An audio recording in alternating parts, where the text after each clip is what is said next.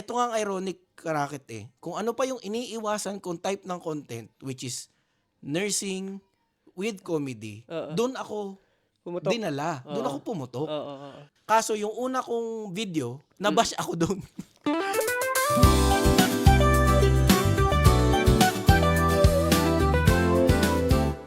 Yon si Chris.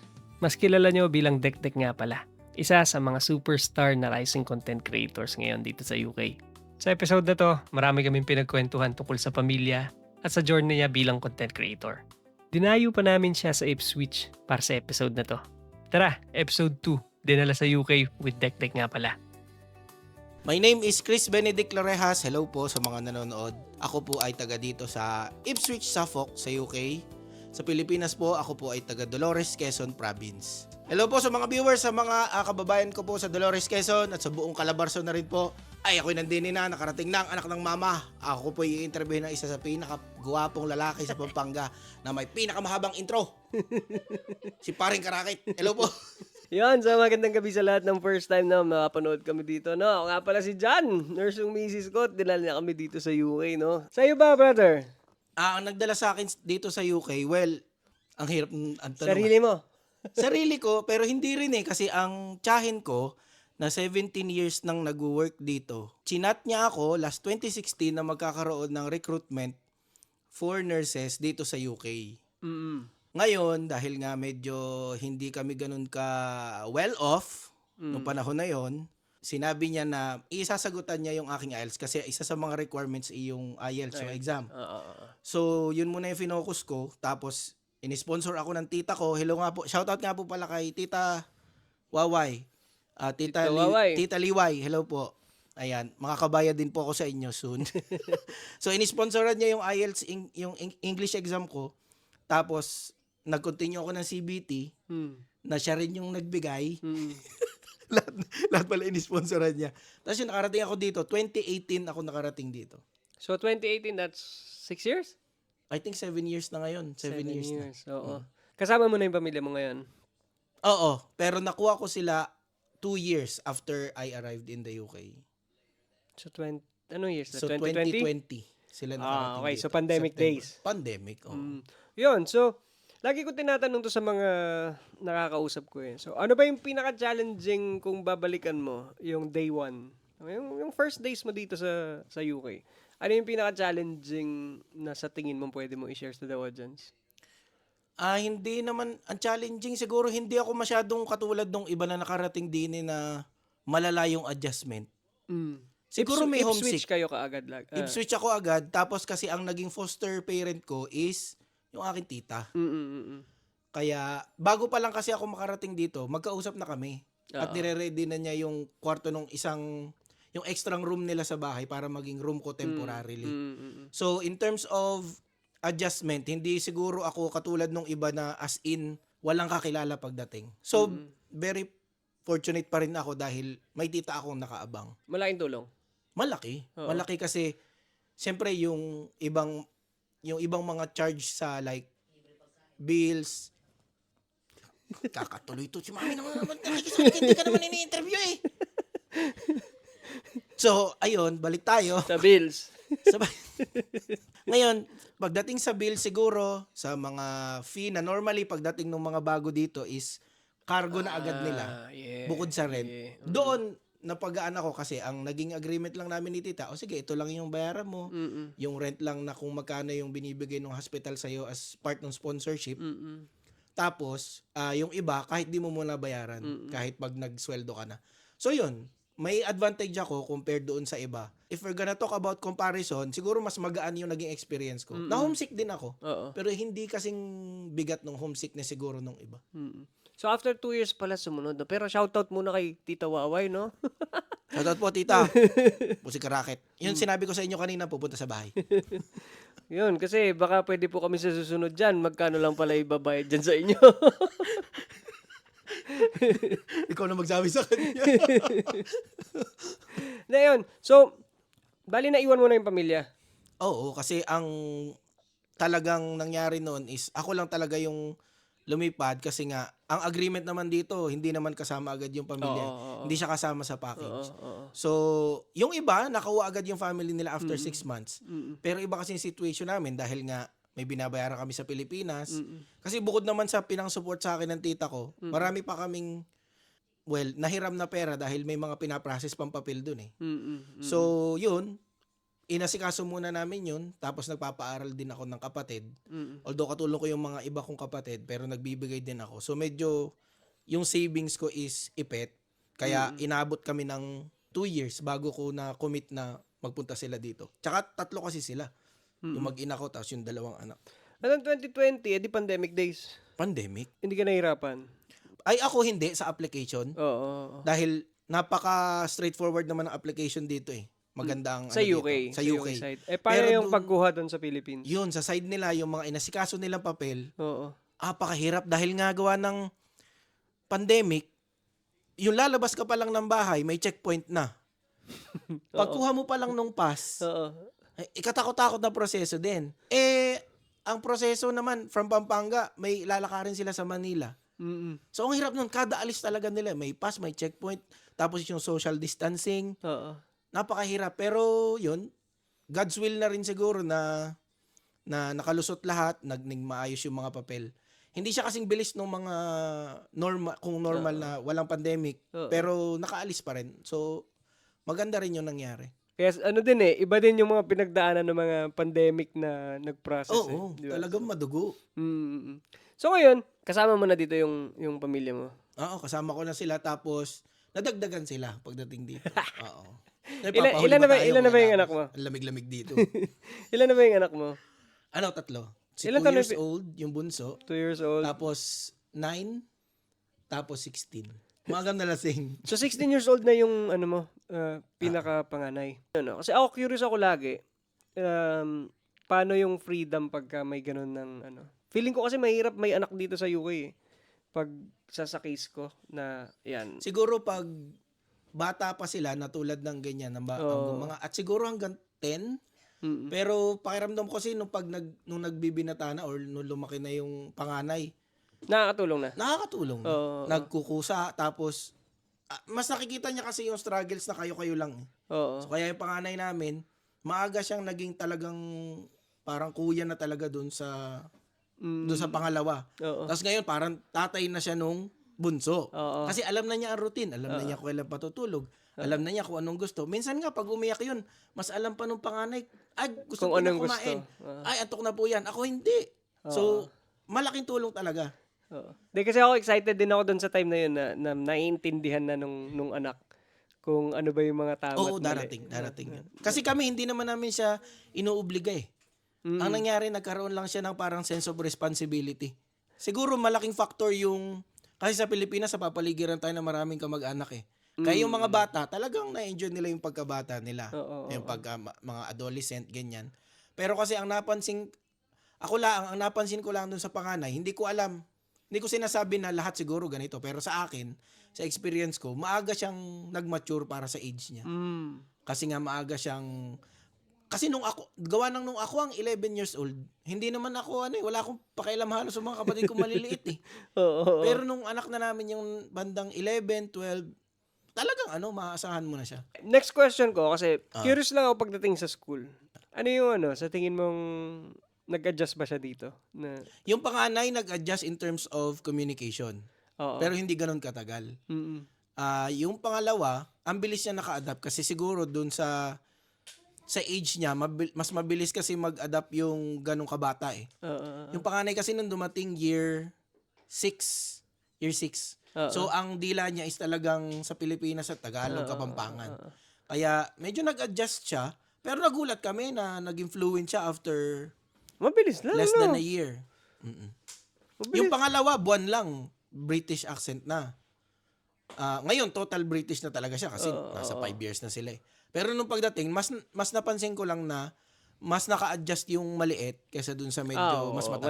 Mas sponge yung mga mas maliliit eh. No? Ang advantage naman nun, yung pangalawa ngayon, medyo hindi na nakakaintindi ng Tagalog or Kapampangan words. Pero yung panganay, napaka-flexible niya. Trilingual talaga siya ngayon. Mag-English ka, alam niya. Lahat ng anak mo napansin ko, lalaki. Isa sa mga, ano ko, kasi buntis yung misis ko ngayon. Mm. And yung first ko na anak, babae. Sobrang nadalian ako sa babae. Feeling ko sobrang nadalian ako bilang girl dad. Talaga? Medyo meron akong fear na what if yung susunod, Is lalaki. baka may pressure pagdating sa lalaki. Kasi ako na ilo-look up niya, hindi na si Mrs., di ba?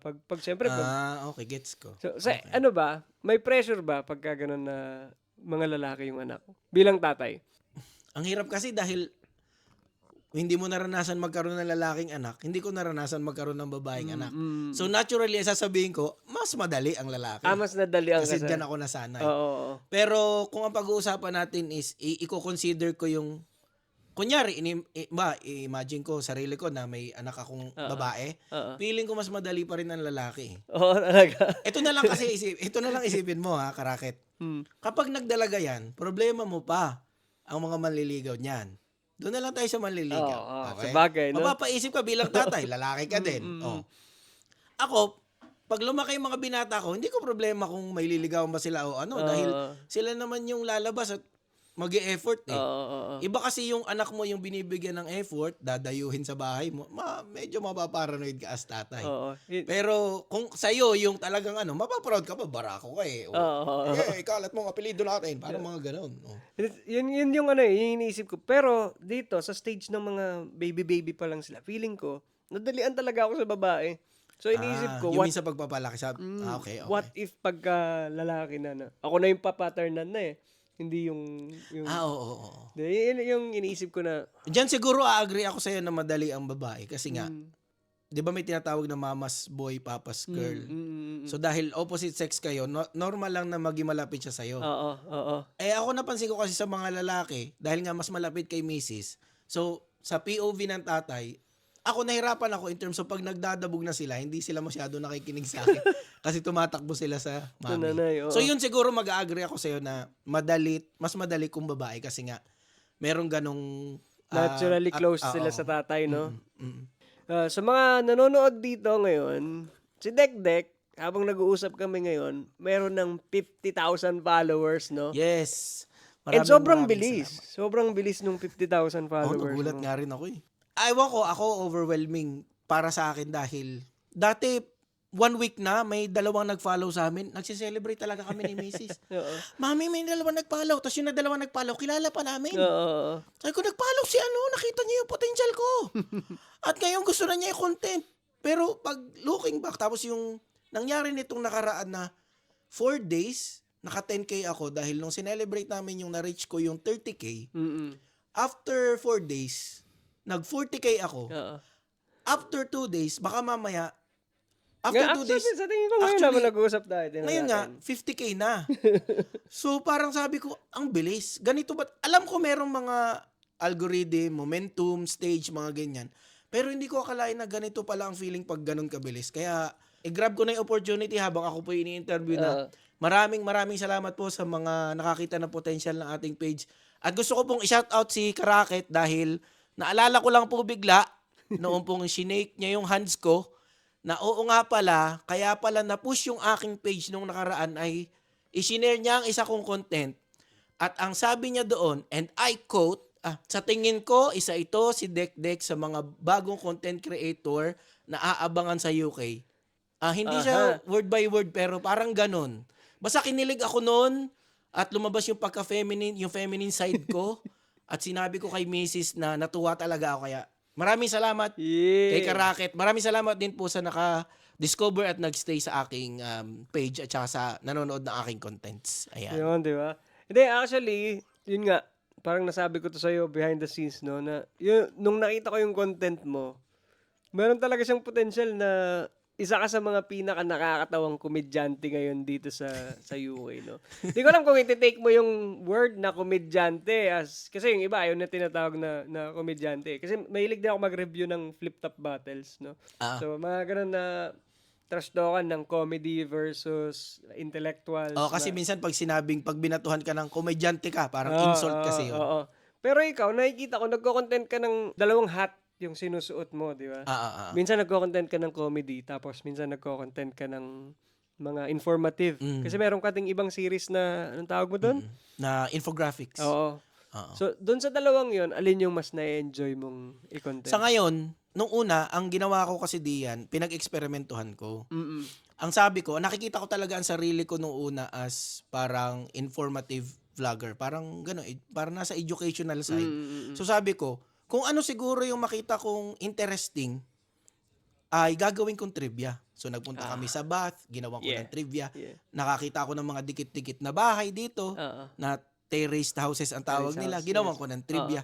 Basta sabi ko, ilagay ko na lang sa vlog ko kung ano yung nakapukaw ng attention ko. And malamang may mga audience ako na madidiscover na gusto rin yung mga ganitong trivia. Oo. Kasi gawa nang nilagay ko sa posisyon ko nung pag ako nanonood sa YouTube, ang pinapanood ko at paulit-ulit ko na lang naman panonoorin is yung nakita kong interesting. Oo. So malamang yung creator noon ay yun din yung nakita niyang interesting. Naging interested din siya doon bago niya ginawa ng content. Oo. So parang ganun lang yung naging mentality ko na, sige, kung naging interesting to sa akin, baka may makakapanood din. Tapos trivia, so nasa safe side ako ng content creation world na nagbibigay ako ng Infos. ng pang stock knowledge lang, mga ganon.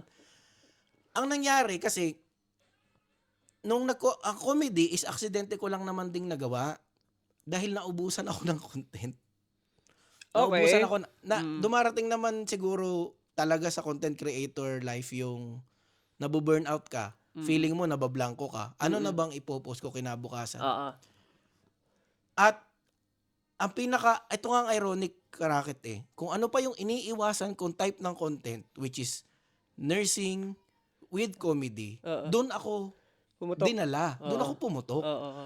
Ang fear ko kasi sa nursing, ako kasi lagi kong sinasabi, I'm not the sharpest knife in the kitchen pagdating sa clinical. Oo. Hindi ako magaling pagdating sa may alam ako pero kailangan kong ulit-uliting basahin para lang ma-refresh So parang ang baba ng confidence ko para maging educational na nursing content creator. So talagang sinadya mong iwasan na yung i-content mo na pang-educational, yung related sa nursing. Sa comedy naman, alam ko ang sarili ko na nakakatawa lang ako kung gagamitin ko ang aking punto o kung gumamit man ako ng hindi ko punto, kailangan meron akong action. Alam ko meron ako dapat expression. Ang naisip ko, siyempre makikita ka as nurse. Parang awkward na ang professional mo tapos bigla kang magagaganon.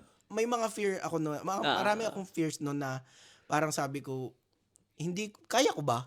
Ngayon, nung dumating yung point na nawalan ako ng iba vlog, kasi yung daily vlogs ko, sa mga nanonood kasi sa akin, alam naman nila na ang una kong mga vlog ay about sa utos ni Mrs. Kasi gusto ko yung ganong content. Maraming pumutok na content creator na inuutusan yung lalaki at binablog nila. So, ginaya ko yon. Ang nangyari, dumating sa point na parang feeling ko, nauulit na lang yung utos. At minsan, pag nag-away kami, walang utos kasi hindi naman kami nag-uusap. So, wala akong content. Sabi ko, paano pag nangyari mga ganitong bagay? So, nag-isip ako ng contingency plan. Isang araw, wala na rin akong mai-content na trivia. Sabi ko, hindi kami lumalis. Wala akong mai-content na trivia kasi wala akong nabidyohan. Gawa ng, kailangan yung ititrivia ko is napuntahan ko, kagaya ng Stonehenge. Para feel ng audience na genuine yung aking content. Hindi rin kami makalabas. Naubusan kami ng pang-ikot. Okay. Diba? Sabi ko, nagising ako ng isang araw na nanaginip ako sa aking oske. Bumagsak ako ng oske. Kaya traumatic talaga siya. Ang sabi ko, gawan ko nga ng content yon kung ano yung naalala kong mga spill ng oske. Tapos ipakita ko yung reaction ko nung anong nangyari. Kaso yung una kong video, nabash ako doon. Ang daming nagbash kasi ang nangyari kasi ay nag-feeling Korean ako. Nag-trend na rin yun pero nabash ako doon. Sabi ko baka iwasan ko na lang to. Sunod, tinry ko yung na-share mo na kausap ko pala sarili ko na nabaliw na pala ako kaka-OT. Tapos pinark ko na yung content na yun. Sabi ko, feeling ko hindi talaga ako para dito. Okay. Kasi kahit sinare mo siya, hindi ko naramdaman pa yung traction. Oo. Pero napansin ko na may naka-appreciate na sa akin na taga-UK. Doon na yung mabalik tayo doon sa Oske. Sabi ko, wala na akong content. I-try ko nga to. Ipakita ko lang yung naging experience ko. At doon siya na-share naman ni Siege. Si Siege So, ni shout out Nurse Nurse Show. kay Siege Manto of Nurse Show. Hello po. Na i-share niya, ayun na, pumutok na. Oo. Oy, Kaya shoutout sabi kay ko, Siege. Kaya na-appreciate ko rin yung mga content creators na nauna sa akin dito. Dahil nakita ko talaga na nagtutulungan sila. Nagtutulungan tayo. At kaya, Nax.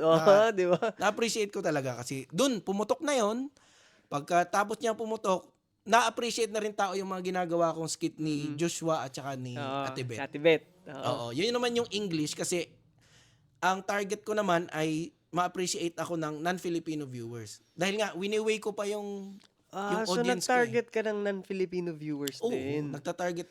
Yun talaga yung gusto kong malaman kung ano ba yung fit na audience sa akin. Okay. Hanggang ngayon naman, ini-imagine ko pa rin ng sarili ko na kaya kong i-entertain yung English and Filipino. Pero mas nagiging matimbang ngayon yung Filipino dahil dun sa mga pumutok kong skits. Baliktad naman tayo. Ako naman, nung mag-umpisa akong mag-content, malinaw na sa akin kung sino yung audience na Target initially siservisan ko talaga. Mm. Diba? So, ikaw, sa content ka nag-explore, tapos hinahanap mo ngayon kung saan ka talaga magkiklik. Oo, tapos aksidente ko pang na-discover. Tapos nahanap mo ngayon kung alin yung audience na nagre-resonate sa'yo. Oo. Okay din, no? Magkakaiba din talaga tayo ng atake bilang content creators. Saan ka mas na dadalian or saan ka mas nahihirapan kung mas gusto mong atakihin ng ganun yung tanong? Sa informative content or sa comedy content? Honestly, pareho kong gusto eh. Hanggang ngayon gusto ko pa rin yung informative content yung mga infographic vlogs ko na ginagawa. Ang reaction din naman ng tao whether konti or madami yung nag-view, nakakatuwa pa rin naman eh yung mga comments yung mga feedback. Nagkataon lang na dahil siguro natural na sa akin na natutuwa ako kapag napapatawa ko ang tao. Natural akong komedyante tsaka kingkoy. Mas na-appreciate ko ngayon na gumawa pa ng comedy. Pero may gusto akong gawin na along the way, gusto ko sana hindi lang ako para puro patawa. Hahaluan ko siya ng informative. So yung mga pwede kong isingit ng mga nursing info, bawa, within a dialogue ay magsasabi ako ng mga facts about clinical practice, about ng certain mga gamot, ano ba ang function, tapos ano ba dapat ginagawa sa patient. Mga ganun na nursing infos na kahit comedy content siya, meron ka pa ring makikita na, tinuturuan niya ako ng mga details. Nare-refresh ako sa comedy content na to. Sorry. Yun yung gusto kong, yun yung pinipicture kong goal. Para hindi nawawala sa akin yung pagiging informative and comedic at the same time. Ano ba? Off-cam, ganun ka talaga. Mahilig ka magbigay ng mga trivias, mga ganyan. Yung tipong pagkausap kita off-cam, mahilig ka din mag-share ng mga ganung mga kwento. Ewan ko kung ako lang pero napansin ko sa sarili ko kapag ako may kausap at halimbawa, may napag-usapan natin anime na One Piece. Ay, kailangan may masabi ako. So, kailangan smart din ako. Parang ganun yung ano ko eh. Parang ganun yung pakiramdam ko na dapat may masabi ako. Kaya lumalabas yung mga stock knowledge ko, tas gustong-gusto kong ine-explain. Ewan ko kung bida-bida ba ang tawag doon, pero gustong-gusto ko yung nag-share na gusto ko yung makita yung reaction na sa akin mo lang siya nalaman. Parang gayon. So, parang bida-bida nga ng konti. Pero madaldal talaga ako. Kung ano yung napanood ko at na-fascinate ako, ikikwento ko sa sunod kong kausap. Hindi ko alam kung familiar ka sa concept ng Strengths Finders. Merong libro yun na tapos may assessment siya. Tapos, feeling ko pag tinake mo yung assessment na yun, isa sa mga top na strengths mo. Kasi ganyan-ganyan ako yung pagkating-kati ako na mag-store ng, may mga napanood ako na documentaries. Kahit hindi gustong malaman nung kausap ko, minsan sinishare ko na nakakahanap ako ng paraan para i-segue na ito yung kwento niyan, ganyan. Tapos mahilig ako mag-collect ng ideas. And sa tingin ko, ganun din yung sa'yo pagka tinake mo yung assessment na yun, no? At saka siguro karakit dahil, ito isi-share ko, siguro kaya napakadaldal ko at mahilig akong magkwento-kwento. Hindi ko masabi naman na ako'y bida-bida dahil di naman ako mahilig makipagyabangan. Pero siguro dahil kaya mahilig akong magkwento dahil nung bata kami, ADHD kami. Kaming kambal. Oo. Ay, oo nga, kambal ka, no? May kakambal ako. May doppelganger May doppelganger po ako, kaya pupunta po siya ng Ireland. Sa mga nanonood po sa akin sa Ireland, pag nakita niyo po ako doon, baka kakambal ko po yon. Kaya kung medyo, hindi po siya magsusuplado, pero kung di niya po kayo napansin, pasensya na po, kakambal ko po yon. At identical twins po kami. Pero sinabihan ko na po siya na bumati kapag ka po, in case lang na, hindi ko naman sinasabing ako, sikat na, in case lang ho na may bumati sa kanya, sinabi ko sa kanya na bumati pabalik. Pero yun, ADHD kami, ewan ko kung gumaling ba, meron pa ba ako ngayon na ADHD, pero napakadaldal ko. Pansin mo naman, pagdating mo, ang ingay ko na eh. Paano ba yung concept ng ADHD? Hyper ka. Okay. Tapos, patalon-talon yung thoughts mo. Kaya, ang iba dyan, malikot, madaldal, ganon. Baka meron din ako. Ay, siguro. Ewan. Noon naman, kapag sa probinsya, hindi naman uso na dadalhin pa sa doktor para ma-diagnose eh. Oo. Mapapansin lang sa behavior. Tapos yun, sinabi nga ni mama na, ay, kayo ng bata, kayo ADHD. Late ko na nalaman, high school na siguro. So ngayon, claim na natin, 50,000 na yung followers mo. Kasi ako nung nag-content ako, alam ko talaga nagagamitin ko yung content as part ng mga magiging racket ko. Ikaw ba, meron kang ganong game plan? Alam mo ba na magiging ganyan kalaki kaagad yung page? Nung nag-uusap kami ni Mrs. noong 2024, last year, nung sinimula namin, ang sabi namin, give ourselves 5 years.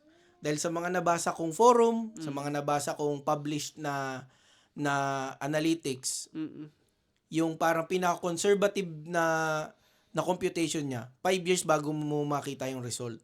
Okay. May mga nakita rin ako mga content creator na bago nakatikim ng 1 million followers ay 8 taon, ganyan. 8 or yung iba nga 10 pa eh. Alam ko Dino Cornell took 10 years.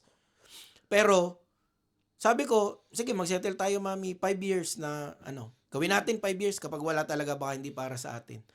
Tapos yun, second year ngayon. Pero alam mo pakiramdam ko napakatagal. Dahil yung 1 year ngayon talagang sunog eh.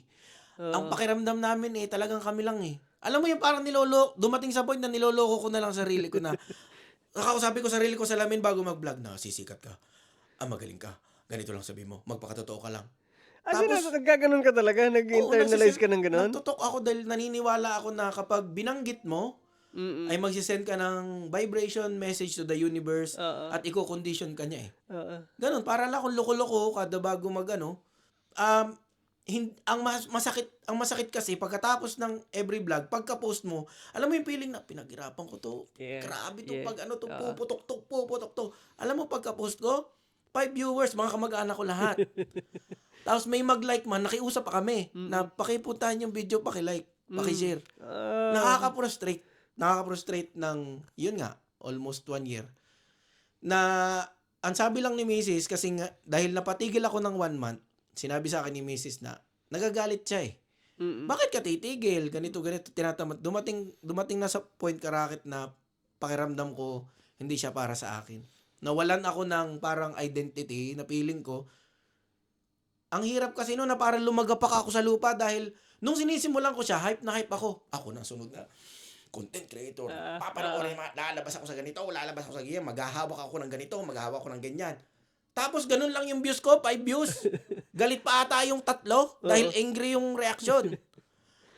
Sabi ko, parang hindi to para sa akin. Pero in-encourage ako ni Mrs. Binili niya ako ng mga gamit. Wala na nga kami. Wala pa kaming kinikita. Meron pa kaming, syempre may financial struggles kami. Nagkaroon pa siya ng way para bilan ako ng mga props. No choice ako ngayon. Kailangan mag-content ngayon. Sabi ko, butik naging obligasyon. Dapat, di ba, pag content creator, hilig mo. Naging trabaho. Naging part ng pagka-alis ko sa ospital. Trabaho ko dito.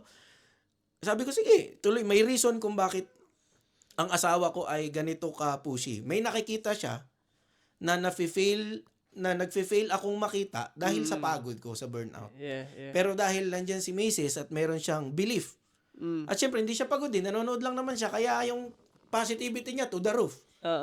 Positive siya, yun, binibigyan niya ako ng energy. Kahit ako yung napapagod pag ako yung kausap ko yung sarili ko sa kusina. Pero dahil doon, naging encouragement siya sa akin, naging motivation hanggang sa, yun. Kung hindi ko siguro ginawa at nagpapatay-patay ako, naniwala ako na hindi ko kaya, Hindi ako dadating doon, hindi ako babagsak doon sa moment na nagising ako at naisip kong gumawa nung Oski na skit. Nice. Kaya nga 'di ba sa law of sa universal laws, may tinatawag na law of divine order. Okay. Doon ako mas naniwala sa law of divine order. Na kaya ganito ang nangyari sa iyo noon dahil ito ang magiging result mo. Lahat yan ay destined. Oo. At saka, ang nag-fail lang siguro ako sa law of attraction. Naputol ko yung law of attraction. Tinuloy naman ni Mrs. eh. O, kasi attracted naman siya sa akin. So, ganun din. Napasa naman. Ay, maganda raw asawa ko, sabi ng mga followers ko. Kanino mo pa mini-mention, no? Ito, nanonood kasi yung misis niya, hindi ko alam kung sinasabi niya lang yun dahil nandito yung misis niya or ano. Pero, last night, birthday ni Dekdek ngayon, guys, no? Happy birthday. Thank you po. Last night, nakita kita nag-post. Yun nga, no? Screenshot nung post ng misis mo, no? Oo, yung mahaba niyang mensahe. Oo, yung mahaba niyang message. Obligatory, post. Sa tingin mo ba, ito tinatanong ko din to, sino or ano yung pinakamalaking support system mo? Kasi based dyan sa mga pinagkukwento mong yan, mahirap yung nagko-content ka tapos 5 views lang eh. So, sino yung sa tingin mo na naging malupit mo talaga na support system para umabot dun sa pagputok ng page? Ay, misis ko talaga. Talaga ba? Kahit pa siya nandyan, kahit pa siya wala, sasabihin ko ay si misis. Dahil totoo naman kung ako lang, tumigil na ako. Oo. Dahil parang akong tanga sa kusina. Sino bang magtutuloy-tuloy nun kung walang magsasabi na ano? Ang problema, ang nangyari lang kasi, ang nangyari, gawa ng, dahil siya ay pushy, hindi pa ako nag-uumpisa. Parang 2023 pa lang, sabi niya sa akin, alam mo, mas nakakatawa ka dito, mas mukha kang ugag dito, mag-ano ka kaya? Para tumatawa ako. Kasi nga, si Mrs. dumaan siya ng depression at saka anxiety. So, mas naging kengkoy ako, pinapatawa ko siya. Madalas, lagi siyang galit sa akin. Siyempre, gano'n naman ang role ng mga lalaki. Tapunan tayo ng galit ng asawa. Yung may nalaglag lang na may nawala siyang gamit, sa'yo galit. Kahit siya ang nakawala. So, tayo ang ang sponge Tayo ang taga-absorb.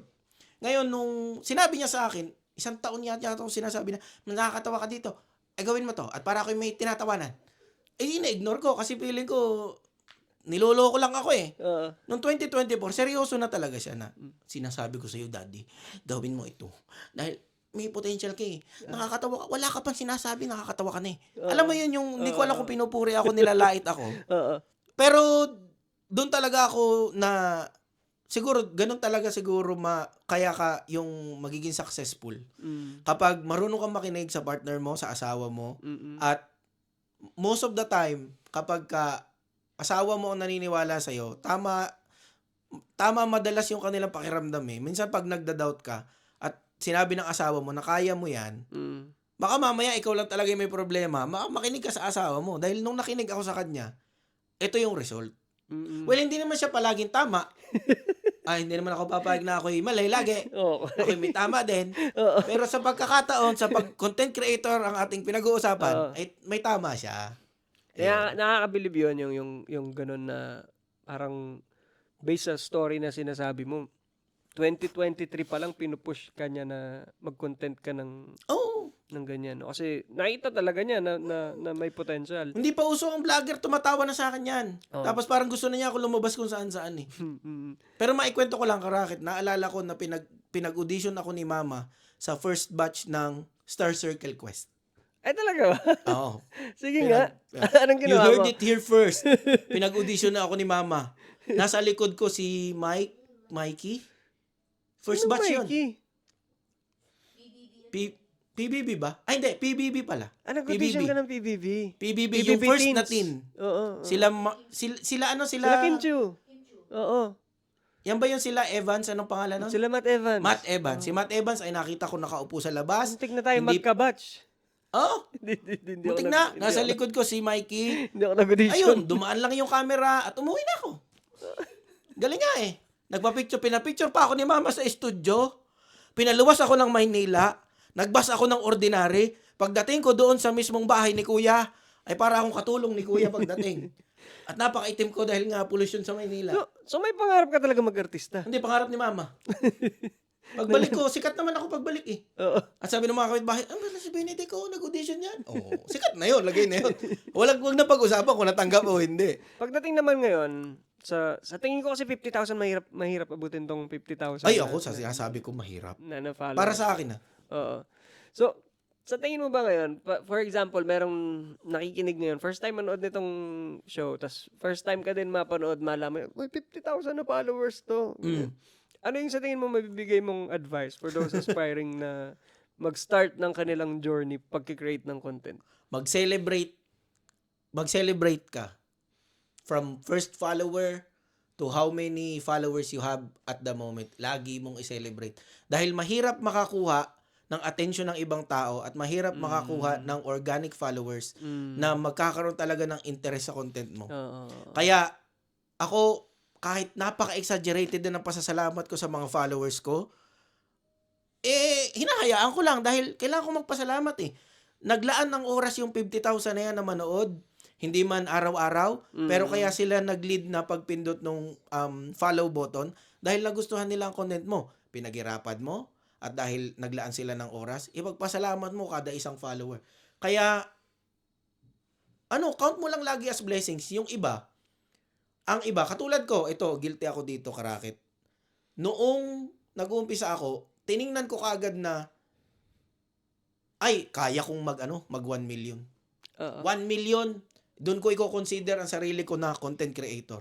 Pero mali. Content creator ka from the day you started and from the day na may nag-follow sa'yo, or kahit wala, yung mga close family members mo lang maniniwala sa'yo, content creator ka na. Kailangan mo lang yung tinatawag nila na trust the process. Trust the process, at the same time, count every follower as a blessing, count every reaction as a blessing, every feedback, para hindi ka mawala, para magstay ka lang na grounded. Dahil mahirap din minsan na kainin ka ng ego mo o kaya kainin ka ng biglaang pag-angat mo. Dahil ang nangyayari, nagiging suplado ka. Yung mga opportunity na dapat natututo ka, na-ignore mo dahil nga wala feeling mo andun ka na So feeling mo alam mo na lahat. Mahirap yung ganun. Kaya ang payo ko lang po, hindi man ako ganun kalaking content creator, pero sa experience ko po, from my first follower to my 50,000 follower, ay para po sa akin ay napakalaking blessing at lagi ko ipinagpapasalamat. Kaya, yun, kung magko-content creator po kayo, ganun, wag nyo lang pong kakalimutan talaga kung paano kayo nag-umpisa. Don't be afraid na mag-fail. Ay di, subok lang uli ng subok. Ayun. Hanap lang ng hanap. Oo, dahil totoo yun. Makikita mo rin yung market at saka yung viewers mo. Makikita mo rin yung content na para sa iyo. Hindi ako naniniwala nung una dahil nababasa ko laang. Pero ngayon naniniwala na ako Tulad niyan, hindi ko naman intention na mag-stick ako na comedy plus nursing and informative. Pero ang nangyari, yun yung doon ako nililid ngayon. Kaya anything can happen at hindi mo mangyayari sa'yo yung biggest surprise sa journey mo, yung tipong akala mo hindi ka para doon sa ganung content or style, pero doon ka pala mamahalin ng tao, yun, madidiscover mo siya, tuloy-tuloy mo. Nasa iyo na kung paano mo i-maintain. Kasi ako kahit hindi ganun karami yung followers ko, nagtuturo ako ng mga bagong content creator dati, no? May mga binubuong webinars. Isa sa mga lagi kong tinuturo, meron talagang market tsaka content na magkamatch Diba? Pag nahanap mo yung tamang content sa tamang market, puputok talaga yun Siguro sa mga nag-uumpisa, hindi pa rin nalaman nila na kikita kung alin yung tamang content dun sa tina-target nilang market. Or sa case mo, ang dami mong in-offer na klase ng content. Oo, ang dami ko nilatag sa lamesa. Well, meron akong choice ng gusto ko ipakita. Pero ang sabi ko, siguro para safe at para makita ko talaga kung ano talaga yung destined na maging content ko, kailangan may variety ako. So bukod sa informative, meron akong daily vlog na tungkol sa pag-utos ng misis sa asawa. Meron ako na trivia, meron ako nag-guides din ako ng mga UK doon nabas din ako. Nag-ILR content ka, no? Oo, nabas din ako diyan do sa child benefits. Okay. Ko puro day, sabi ko, Hindi yata, medyo mapapalagay ako sa bakbakan dito. So, pinost ko siya, nag-reflect ako. Sabi ko, try ako ng iba. Sige, kung walang babalikan ko ulit. Ganun lang, i-recycle ko lang eh. So speaking of bashers, paano mo hinahandle yung mga yan? Ay, nung una, malungkot ako. Nung una, Ano ko na si mami? Nung una, bagsak talaga. Hindi ako makausap nito. Naapektuhan ka? Nung una, oo. Talaga? Tapos siya, Bibigyan ko ng mic to. ano ba to? Ngayon, bagsak ako, si Mrs. ang galit. Galit siya dun sa nag-bash, galit din siya sa akin. Lumalaban ba siya sa comments? May sinasagot yan. Hinahide ko minsan dahil sabi ko, wala pa tayong 800, nakikipag-away ka na. Paano may magtitiwala sa akin yan? Nadidepress. Oo, naapektuhan talaga ako nung una. Pero, pag ini-encourage kasi ako ni Mrs. na, apekto ka, social media yan, expect mo na may ganitong taliwas talaga sa sa point of view mo. Meron talaga magbibigay ng opinion. Minsan kasi kapag nagbigay ng opinion, may mga opinion na matatanggap mo as constructive criticism. Yeah. Pero merong mga constructive criticism na pag nilagyan niya ng hayop ka sa unahan at saka wag ka nang gumawa ng ganyang video, nagiging bashing na siya. Doon ako mahina nung una, pero natutunan kong tanggapin na ganun talaga, hindi mo mapiplease lahat. Yes. Pero dapat, ready ka na i-welcome yung mga ganong klaseng content. So ngayon, bukod sa hindi na ako emotionally disturbed kapag kami ganyan ako nababasa, marunong na rin ako sumagot. So kung medyo ang atake sa akin ay ang style mo ay parang loko-loko ka, ang sagot ko sa'yo is naka-pattern din kung paano mo ako binash. Merong mga nagko-comment na okay naman walang mura, pero alam mo na hindi sumasang-ayon sa'yo, ganun din ang sagot ko. Para may conversation. Natuto na lang ako maglaro. Mini-mirror mo. Ako Merong mga basher na nasagot ko, ang ending, binlock nila yung page. Pero proud ako na ang na-block ko pa lang ay 2. Dahil yung 2 binlock ko ay super toxic naman. Lahat na lang ng video ko, may views o wala, kinumentan lang kung ano-ano. So, toxic na siya masyado, kaya yun, binablock ko. So, nambablock ka ng mga siraulo din. Hindi lahat. Yun lang talagang loko-loko, yun talagang pupuntahan lahat ng video kung ano-ano paglalagay, walang kakwenta-kwenta. Ayun. Hindi, lahat naman siguro dadaan dyan sa mga... Lahat naman daw. Sabi nga, good sign daw kapag may bashing. Pero sabi ko, kung existing sila, siguro yun yung yin and yang ng walang balance kapag wala yun. At saka dapat, na-realize ko din na pag nag-content ka, hindi ka pwedeng magreklamo na bakit ka may basher. Ganun talaga. Hindi talaga lahat ng tao matutuwa sa'yo. Ano na lang, last question siguro. Saan mo gustong mas makilala moving forward yung content? What's next for Dekdek nga pala? Hindi pa ako dumadating sa ganyang point karakit Pero, kung sasagutin ko siya ngayon, gusto ko lang makilala ako as kung ano yung pagkakakilala sa akin ngayon na funny, informative, at saka nakakaaliw. At saka yung mga sinasabi ng mga ibang nag-iiwan ng comment sa akin na followers na, lalo na yung iba na pasyente, doon ako na-touch. Merong isang hemodialysis patient na ang sabi ay habang siya ay nasa dialysis chair, ay pinapanood niya ako at gumagaan yung pakiramdam niya. Merong follower na nagsabi na kaka-survive lang niya ng heart attack at while recovering ay ako daw yung happy pill niya at natutulungan ko siyang makarecover. Yun lang siguro yung gusto kong i-maintain pa. Dahil, alam mo yun, nurse ako, doon sa video, komedyante, kengkoy, pero kahit pa paano, nagagampanan ko pa rin yung profession ko or yung trabaho ko as nurse. Nakakatuwa lang. Siguro, ako lang siguro yung medyo exaggerated mag-isip. Pero para sa akin ganun naging nurse pa rin ako through my comedy. Yun yung gusto kong identity na iwan Tulad ng ibang maraming content creators na nauna sa akin. Pinapanood mo ba si Jimmy Carr? Si Jimmy Carr? Oo. Diba? Meron diyang mga ganyan na though comedy talaga yung content niya pag nagpe-perform siya. Minsan may mga di ba nagre-react siya minsan sa mga messages? Tapos babatuhan niya ng impromptu comedy. Isa sa mga pinaka natatandaan kong episode niya is may nag-message na, Jamie, sinagip mo yung buhay ko kasi I was about to take my life. Tapos napanood ko yung comedy mo. May mga ganun ka nang nare-receive, no? Hindi pa ganun ka-extreme, I pero mean, yung mga recovery, di ba? Similar. At nakakatuwa dahil hindi ko akalain na may ganung impact na na-reach ko yung 50K. Hindi ko alam na may ganun na palang impact yung klase ng style ko ng comedy. Alam mo, ang ginawa ko lang naman to dahil therapy namin ng asawa ko eh. Dahil iba ang struggle naman kasi kapag nandito ka sa abroad. Dumaan kami doon. At ang nagiging minsan ang kasiyahan na lang namin, pinapatawa ko siya, tapos aasarin niya ako, i-record namin. Sabi niya, ba't di mo na lang i-vlog para pati yung mga kamag-anak sa Pilipinas mapanood din.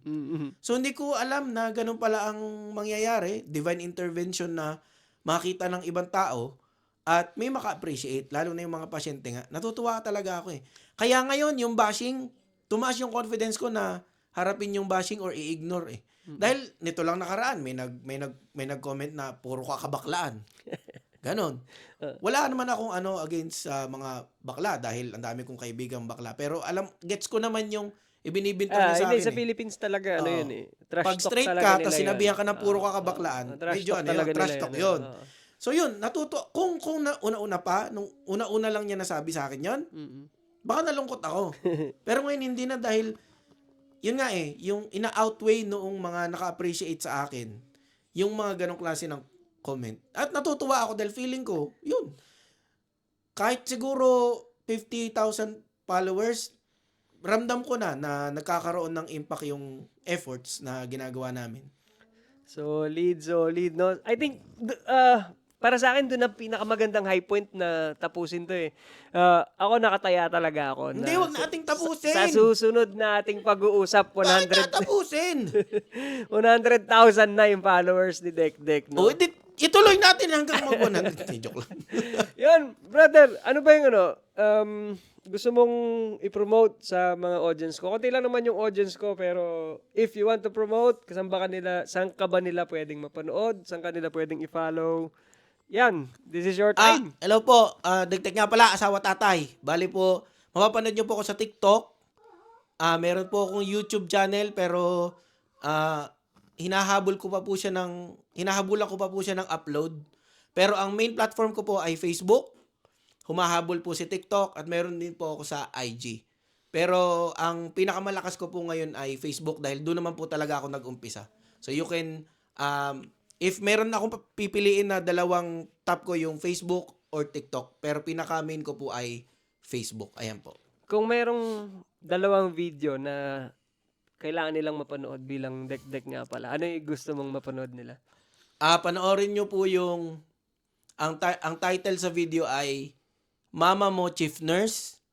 At yung pinaka-latest ko po doon sa La Familia Medica na aking serye ay yung part 2 ng Ate Mo Doktor Introducing Bunso. Ayun. Marami pong nakarelate, marami ang yung bunso na medtech. natuwa. Yung bunso na medtech. Ayun. Yung may tapeworm. Ayan. Yun po ang marirecommend ko. Panoorin nyo. Yeah. Thank Ako you naman, kung meron ko idadagdag nun, hanapin nyo yung video niya na nag-heart-to-heart si Ate Beth at saka si Joshua. No? Ayo nga, Diba? no. Nga, So, no. isa yan sa mga pinaka-favorite ko din na kinreate mo. About no? humility. Yes. So, yun guys.